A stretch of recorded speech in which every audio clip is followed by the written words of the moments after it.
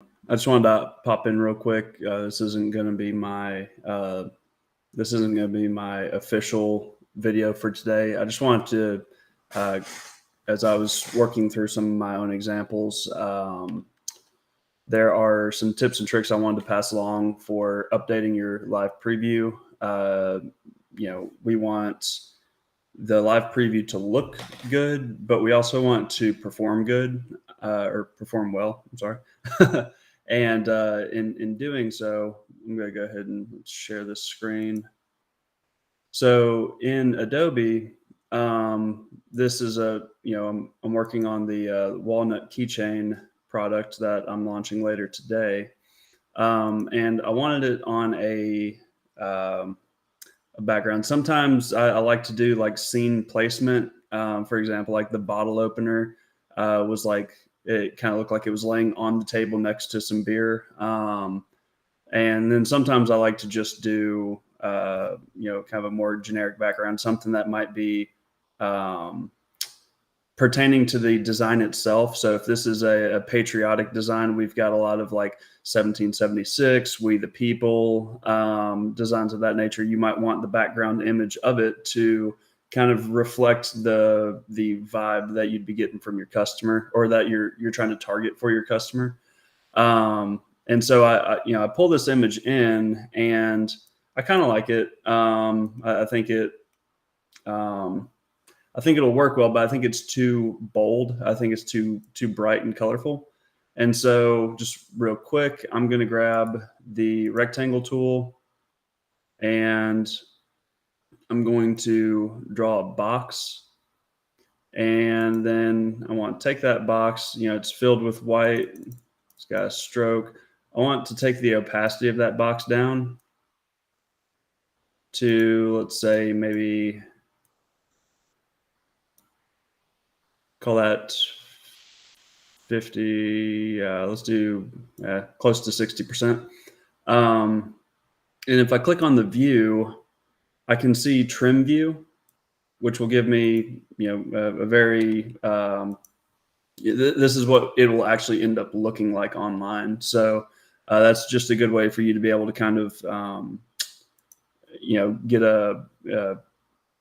before I go and like crop the images and whatnot, it just gives me a very clean preview. So now I'm seeing this, I'm thinking, okay, well, maybe white's a little bit too light. So maybe we'll go like a darker gray. Modify the transparency a little bit. And I can actually also take the product image. So if I was to click on this walnut and go to Effect and Stylize, we can go ahead and add a drop shadow to this if we want. Let's say I do 10 and 10. Maybe increase the blur to 10 as well, and say okay. And bam, kind of makes it look like it's standing off the page a little bit, makes it look a little bit more realistic. But going back to the optimization of this image, this American flag image that I pulled in, which again, I got this off of Envato Elements. I can't remember exactly what it is. I think it's like $30 a month or something like that. But I don't have to worry about licensing fees and things of that nature. It's just very convenient for me. So I got this image off of Envato, but the image is it's like 20 megabytes.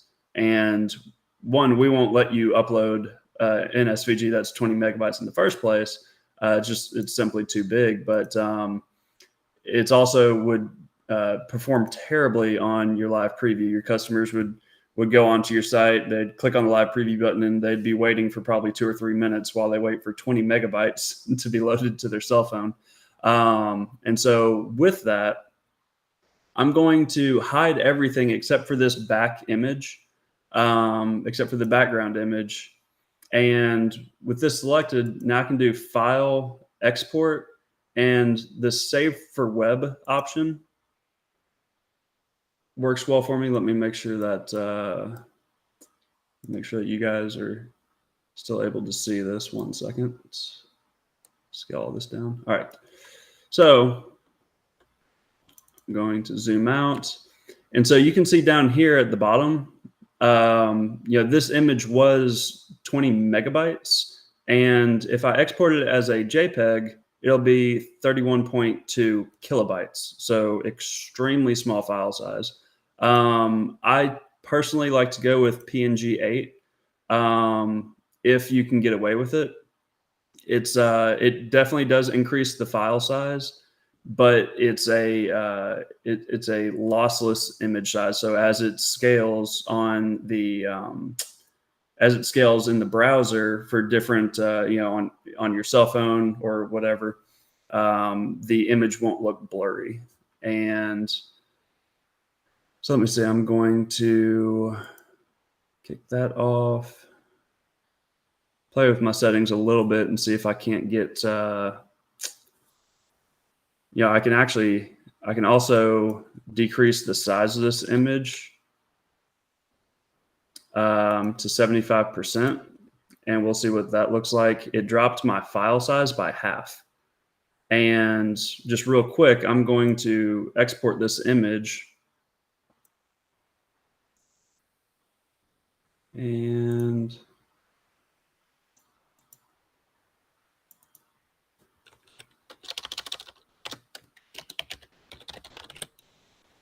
live preview background, save.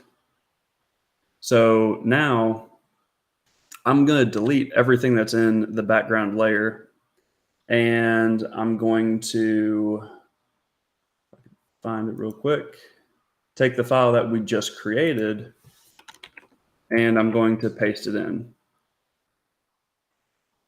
Drop this into the background layer, and I'm going to delete layer 1 because it's unnecessary. And now I'm going to center this up at 500, 500, and 1000. And so you can see, even though I exported it at 750, it's still the resolution of the image. I mean, this is me really zooming in on a large monitor, and I still feel like it looks very good.